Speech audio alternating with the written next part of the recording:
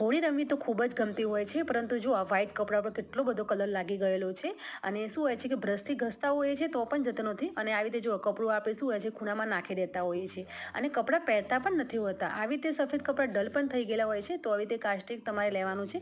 Caustic soda જે છે only for કપડાં ધોવા માટે જ વપરાય છે. તો પહેલાં ગરમ પાણી કરી લઈશું. આવી રીતે ટબમાં સાચવીને આ કામ કરવાનું છે. ગ્લવ્સ પહેરવાના છે. ગ્લવ્સ હોય તો કાસ્ટિક સોડા આવી રીતે નાખવાનો છે અને જો તમારે શું છે કે તેને હાથ નથી નાખવાનું, આવી રીતે ચીપ્યું અથવા તો કોઈ તમારો ચમચો હોય એની મદદથી તમારે આવી રીતે કપડાં જેટલા હોય વ્હાઇટ કપડાના અથવા કોઈ પણ એવા ડાઘ પડી ગયેલા હોય વ્હાઇટ કપડાના જૂનામાં જૂના જેવા ડાઘ પડી ગયા હોય તે પણ આવી રીતે જો અડધો પોણો કલાક અથવા 2 કલાક જેટલો શું છે તમારે પલાળી રાખવાનો છે. વધારે ડાઘ પડી ગયા તો ઓવરનાઇટ પણ તમે રાખી શકો છો, પરંતુ હાથ અંદર નાખવાનો નથી. અને જો આવી રીતે તમે વોશ કરી દેવાનું છે. વોશ કરતી વખતે તો અંદરના હાથ નાખી શકો છો. સાબુ અથવા તો વોશિંગ મશીનમાં ધોઈને પણ ક્લીન કરી શકો છો. જો એકદમ નવો શર્ટ લાવ્યા હોય તેવો નીટ ક્લીન થઈ ગયો છે. તો ટ્રાય